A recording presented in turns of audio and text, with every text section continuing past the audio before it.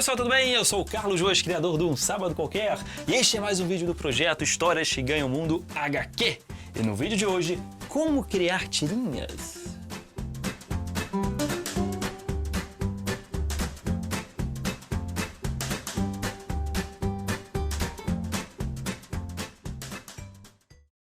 Existem muitas pessoas inseguras em criar tirinhas, mas que têm interesse. Você que trabalha com a área artística, você que é curioso, sempre tem vontade em conseguir implementar a tirinha, mas você tem insegurança. Eu estou aqui para tirar essa insegurança através do vídeo de hoje. Eu vou falar sobre a estrutura da tirinha, dos quadrinhos, como se criar, os tipos de humor, qual é os meus conselhos para você tirar essa insegurança das costas e começar a criar o seu. Então vamos começar.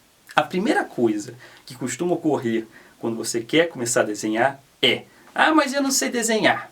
Esse é o argumento preferido das pessoas. Eu não sei desenhar. E eu quero pegar esse argumento e descartar ele da sua cabeça, mostrando neste momento autores renomados, desenhistas que não sabiam desenhar. Curioso isso, né? Desenhistas que não sabiam desenhar. Mas sim, existe. Desenhistas que não possuíam uma técnica aprimorada de luz, sombra, perspectiva. Não necessariamente é o mais importante para você conseguir implementar o seu desenho. Porque o mais importante, na minha opinião, na minha humilde opinião do Carlos Ruas, é a ideia.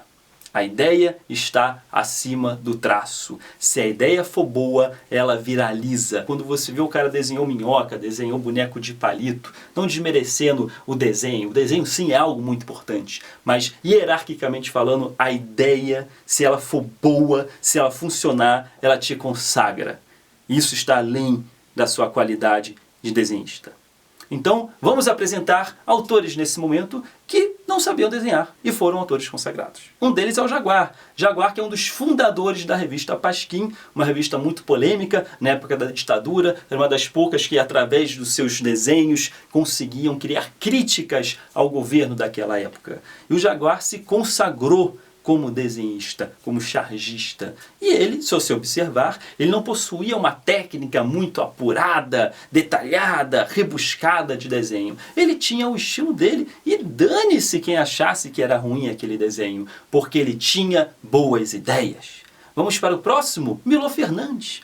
Nosso jornalista, cronista, desenhista, praticamente um filósofo. Milor Fernandes, ele é um marco na história do Brasil. E ele era desenhista. Observe os desenhos dele e você também vê o mesmo padrão do Jaguar, de que ele também não possuía uma técnica rebuscada, detalhada, som, luz, perspectiva, mas ele tinha boas ideias. Ele fazia um desenho filosófico praticamente. E isso conseguiu destacar ele. Nós temos também o Luiz Fernando Veríssimo, o cronista brasileiro, um dos mais famosos cronistas humoristas que eu conheço. Ele é sensacional, a sua genialidade é perfeita.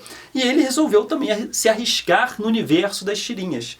Porém, ele não sabia desenhar. E ele deixa isso bem claro em entrevistas que ele dá, que ele não sabia desenhar. Por isso que ele fez cobras. Porque cobras é mais fácil de você fazer, digamos assim, né? Então ele fazia cobras, humildemente ele declarava isso. E ele se destacou e conseguiu estar no know-how das tirinhas com as cobras, que eram os personagens dele. Então eu acredito que isso faz com que você ganhe uma certa segurança, uma vez que eu estou te mostrando autores renomados que, assim como você, falavam: ah, mas eu não sei desenhar, mas eles faziam. Então, para você começar a fazer quadrinho, comece. Não fique pensando: ah, mas eu não sei isso, mas eu não sei aquilo. Comece, senta na cadeira e comece. E preste atenção para as coisas que eu vou continuar te falando agora. Ok, vou começar. Ruas, eu vou começar. Ok, eu vou desenhar. Mas como eu começo? O que eu faço? É personagem? Eu não sei direito qual é o meu traço? Então vamos lá, vamos com calma. Primeira coisa, eu recomendaria você fazer, sim, um personagem. Personagens funcionam muito bem. As pessoas se identificam com o personagem. E uma vez que elas se identificam, elas querem consumir diariamente aquele personagem. Eu conheço artistas com um grande talento, mas que por não terem um personagem, acabam que não são tão valorizados quanto eles mereciam no mercado. Por exemplo, o Garfield. O Jim Davis resolveu fazer um gato, porque na época ele viu que não se fazia muita tirinha com gato, então é interessante você perceber o que não estão fazendo muito neste momento.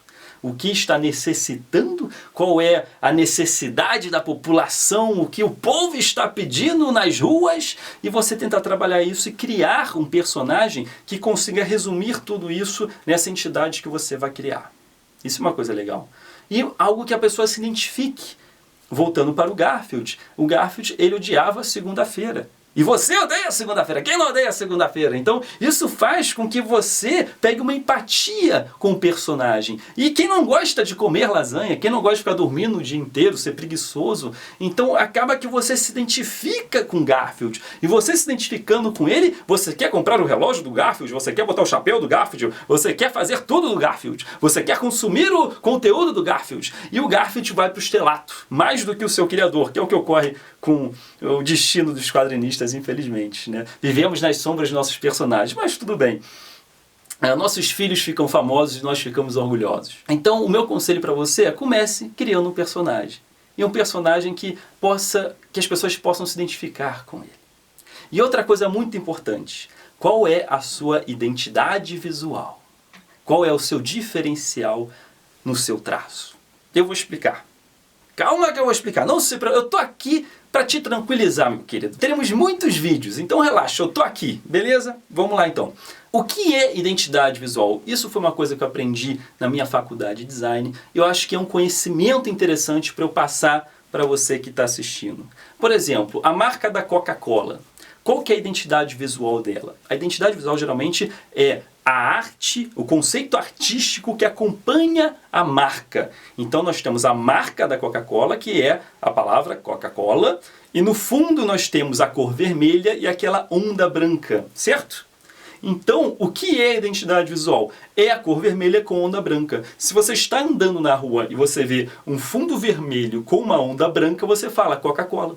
Ah, mas não está escrito. Não, mas é a identidade da Coca-Cola, né? Ela sempre usa isso. Então aquilo fica fixo na sua cabeça. Todo fundo vermelho com onda branca você fala, é Coca-Cola. Então isso é identidade visual. Isso existe em todos os campos artísticos. Por exemplo, vou botar aqui o exemplo do Ziraldo. Olha o traço do Ziraldo. Olha como ele criou um traço próprio. Você identifica de longe, você vê um outdoor ao léu e você fala, aquilo é Ziraldo, mas você não vê a assinatura dele, não, mas você fala, não, mas é Ziraldo, porque ele tem uma identidade visual forte no traço dele. É um traço que é a identidade dele, ele criou para ele aquele traço. Vamos dar outros exemplos. Enfio é um cara também, vai passando aí tirinhas do Enfio, charges do Enfio. Você observa que passando 2, 3 charges, você começa rapidamente, seu cérebro associa esse traço ao nome dele, e quando você vê novamente um belo dia, você vai falar, é Enfio. É muito característico o traço dele. Então qual é a sua identidade visual? Qual é o seu traço? O traço que a pessoa vai olhar, mesmo sem a sua assinatura, e vai falar, nossa, esse é o seu desenho. Então é isso que eu quero que você crie a partir desse momento, a sua identidade visual. Outro exemplo, eu vou botar um olho aqui agora para vocês verem. De quem é esse olho? Pronto, você já sabe de quem é esse olho, não precisa falar. É da Mônica. E como é que você sabia? Era só o olho do personagem que eu botei. Mas você sabia que era da Mônica. Porque o poder que tem esse olho é absurdo. A parte mais forte do personagem é o olho, porque você não vê esse olho em outros lugares. E esse é o olho que Maurício de Souza criou e ele coloca em todos os seus personagens. É uma identidade que está em todos. Eu fui na empresa Maurício de Souza Produções e eles tinham uma sacolinha, eu fiz compras lá, claro, e eles tinham uma sacolinha que era só o olho da Mônica. Porque quando eles estiverem andando na rua, as pessoas já vão saber que é a Mônica, só precisa do olho. Então olha a importância de você criar a sua identidade, um traço para chamar de seu.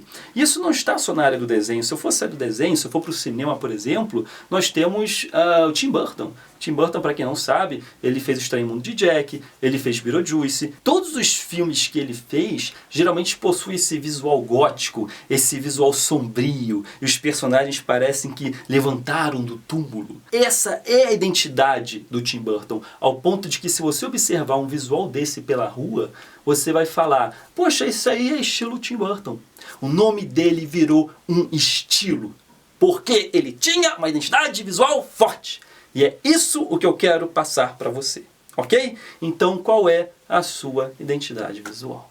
qual é o seu diferencial naquilo que você faz. Ok, Ruas, eu já tomei coragem para começar a desenhar, eu vou pensar em ter uma identidade visual, ter o meu traço, não preciso ser um traço rebuscado, complexo, mas qual é o meu tipo de humor? Qual é o seu tipo de humor? É humor nonsense? É humor crítico? É humor mudo? Qual é o seu tipo de humor? Então, vamos conhecer alguns tipos de humor nesse momento? Me acompanhe. Nós temos, por exemplo, humor mudo. Vou botar aí para vocês verem. Nessa tirinha o cara está com o número 5 e ele sacaneia todos que estão com o número abaixo. O cara que está com o número 2 é zoado, o cara que está com o número 1 é zoado, e aparece um cara com o número 0 e o cara com o número 5, meu Deus do céu, você tem o número 0, que loser que você é. E aí o cara abre a caixa forte dele e bota mais um zerinho na conta de 5 bilhões. E a cara de desolé do sujeito que está segurando o número 5 é impagável. Então você observa que o Quino, ele é um gênio em trabalhar com isso. Apesar dele ter a Mafalda como personagem, que é o terror das suas provas escolares, se você observar as charges do Quino, as tirinhas do Quino, ele se esforça muito em criar uma tirinha, criar um quadrinho e deixar ele mudo. Porque o humor mudo é o humor mais refinado, é um humor, por ser um humor mais difícil de ser criado. Quando você bota balões, você explica a piada, mas quando você tira o balão, é muito mais difícil de passar a mensagem. Por isso que o humor mudo é mais valorizado. Nós temos também o humor nonsense, é um humor que não faz sentido nenhum. Ele é engraçado por não fazer sentido. Essa é uma tirinha do Riote Tiras, um autor consideravelmente recente comparado aos autores que eu estou citando. Então você tem a fala do personagem: a lua tá tão diferente. Ei, aquilo não é a lua, cara, é a terra. Então isso quer dizer que, sim, estamos em um pato de borracha gigante. É isso! A ideia é não fazer sentido. É ele quebrar a sua expectativa no último quadro. Você acha que a coisa tá de boa, ele te dá uma zona de conforto, ele faz você compreender que, peraí, então eu não estou na Terra, então eu estou na Lua, mas aí não, você está em um pato de borracha gigante. Então o humor nonsense, ele divide opiniões. Porque ou você é aquela pessoa que ri pra caramba do humor nonsense, ou você é aquela pessoa que fala assim, eu não entendi. Não, porque é um pato de borracha gigante. Então, existem dois tipos de pessoas para humor nonsense. É um humor polêmico, mas eu gosto muito. E se você não conhece Monty Python, que heresia, que pecado, veja Monty Python para você não ser condenado no dia do juízo final. Um detalhe também muito importante para você ter em mente na sua criação é a quebra de expectativa. Exatamente. Você surpreender o leitor. O Tarantino faz muito isso nos filmes dele. Entende como isso envolve toda e qualquer área artística? O que eu quero dizer? Quando você está assistindo um filme, ele às vezes está muito manjado, muito hollywoodiano, muito enlatado. Você vê os 5 minutos iniciais e você já sabe como ele vai terminar, com quem o mocinho vai casar, quem é que vai morrer. Você já sabe tudo do filme. Então esse é um filme manjado. A ideia da quebra de expectativa é tirar você dessa zona de conforto. A tirinha, primeira coisa, ela trabalha com a piada no último quadro. A piada, a conclusão, o momento que faz você rir, tem que ser sempre o último quadro. Você pode fazer 2, 3, 4, 5, 4, até 6. Isso define uma tirinha. Mas a parte engraçada, o final da piada, está no último quadro. E geralmente é onde ocorre a quebra de expectativa. E o Riote Tiras faz isso muito bem. Vou botar uma tirinha agora para vocês verem dele. Olha que tirinha sensacional. Vou acompanhar junto com vocês. Tá, o rapaz lá trabalhando com seu maquinário, uma produção industrial. Não aguento mais trabalhar com essas criaturas estúpidas realizando esses serviços mecânicos o dia todo. Pra mim chega, vou embora deste lugar terrível. Vou dar 5 segundos para você entender o último quadro. Quem é que saiu? Exatamente, foi a maquininha que saiu. O ser humano continuou ali fazendo trabalho mecânico repetitivo. Não era ele que estava pensando isso. Então isso é uma baita quebra de expectativa. Vamos acompanhar mais uma. Ei, você é o escolhido! Vamos viver muitas aventuras! E vivermos... Paf, ele fecha a janela e volta a sentar e assistir TV. Tipo, não enche. Todo filme, quando aparece um ser mágico que fala você é o escolhido! Vamos viver uma linda aventura! Ninguém fecha a porta na frente desse ser e continua sentado vendo TV. Não enche, hoje é domingo, quero descansar. Sai daí, ser mágico. Então, isso é quebra de expectativa. Quebra de expectativa é quando, por exemplo, se você bota uma banana, uma casca de banana na sua frente e você andando. Então, se eu boto isso na sua frente, o que eu estou dizendo para você? Que no último quadro ele vai escorregar na casca de banana. Mas e aí, quando chega o último quadro, quando ele está chegando na casca de banana, você vai, pá, tira ele dessa zona de conforto. Sei lá, bota uma bigorna cara em cima dele, bota a casca de banana engolindo ele, uma banana mutante, bota uma águia, pega a pessoa e a casca continua ali. Caramba, cara, você viu isso? Entende? Isso é quebra de expectativa. Porque quando a gente nasce, nós pensamos como criança, porque nós somos crianças, ok? Isso não foi difícil de acompanhar o raciocínio. Mas a ideia é continuarmos pensando como crianças. Se eu faço uma banana falar, se eu faço uma águia pegar a pessoa e sair voando, isso é pensar como criança. Porque quanto mais a gente cresce, mais a gente engessa a realidade concretada, a realidade, eu estou inventando termos, ok, gente? A realidade sem sal, sem magia, sem reino encantado, sem unicórnios. A gente vai normalizando e o nosso cérebro, ele vai entendendo como funciona a biologia, a física, a química, e ele não foge mais. Ele não pensa mais que as paredes podem falar, que existe um monstro dentro do armário, a fantasia diminui. Mas se você conseguir manter viva essa fantasia e continuar de vez em quando, pensar que nem criança, em que tudo é possível, é mais fácil de você ser criativo, é mais fácil de você ter ideias, e é mais fácil de você ser considerado estranho para as pessoas em festas. E o humor crítico? Faltou falar do humor crítico, então vamos retomar aqui os tipos de humor. O humor crítico é quando ele possui uma crítica social, uma crítica política. Fazer humor é legal, é engraçado, mas quando ele envolve uma crítica escondida por trás, são dois em um. É um sorvete com uma calda de chocolate. É engraçado e ainda faz uma crítica. Então, se você consegue misturar esses dois ingredientes, como o mestre Laerte consegue criar, vou botar agora aí uma charge dele, mostrando o futuro do Brasil, os governantes todos com tornozeleira eletrônica embaixo da mesa. Olha que legal, ele botou a câmera para debaixo da mesa, ele poderia fazer os governantes em cima, ele poderia ter botado diálogos, mas não, ele enxugou os diálogos, não precisa, dá para ser mudo, vai para baixo, pernas tornozeleiras. Sensacional, sensacional, humor crítico. E Laerte consegue fazer isso com uma maestria que ninguém mais que eu conheça consegue. O Quino também, podemos botar aí um exemplo de humor crítico. Vou te dar uns 5 segundos para você compreender essa charge dele. Né? O cara tira o planeta Terra, bota no lixo e bota a imagem dele ali como centro do universo, como a coisa mais importante. Né? Olha que crítica sensacional que o Quino, vamos lá, junto com Laerte, os dois são bem empatados nessa corrida. Ele consegue representar com maestria também. Então, essa é a dica que eu também te dou. Humor crítico é algo muito interessante e muito importante dependendo do momento que a nossa sociedade está vivendo. Não se prenda nos quadros. O que eu quero dizer com isso? A insegurança de quem está começando pensa, então tirinha, quadrinho tem que ficar dentro desse quadro. Nada pode ocorrer fora desse quadro. Não necessariamente. Dê asas à imaginação. Você é um artista, então aquele quadro ele pode acabar sendo uma prisão para você, uma jaula. Então, nunca coloque toda a sua criatividade dentro desse quadro. Abra essa jaula de vez em quando. Will Eisner, nos anos 40, mostrou isso. Will Eisner, ele revolucionou a estrutura do quadrinho. Primeira coisa, ele definiu o quadrinho como arte sequencial, que é a definição que utilizamos até hoje.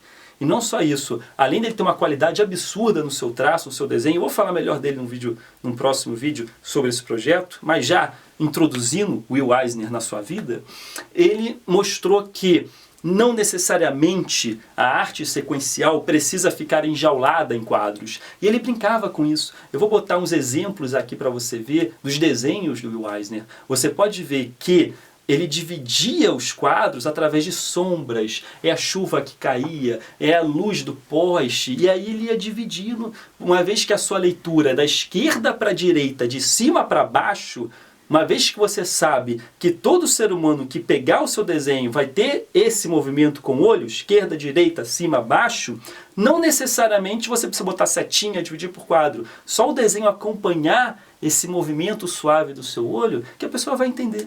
Então, se você botar árvores, chuva, elementos, sombra, dividindo, vai ficar mais artístico, vai ficar mais bonito. E foi o ponto que o Eisner quis provar com os seus quadrinhos. E por isso que ele é muito consagrado, mundialmente falando. Tem até o prêmio do Will Eisner, que premia os melhores quadrinistas do ano, de tão famoso que ele ficou. Então, fica a dica, não se prenda nessa jaula de quadros. Tenta sair dela, é divertido. Simplifique. Sempre enxugue, sempre simplifique. No mundo do design, por exemplo, que foi o curso que eu cursei, se você pega várias marcas famosas e acompanha a sua evolução, você observa que ela vai sendo simplificada. Porque a ideia é que o seu cérebro absorva a informação o mais rápido possível.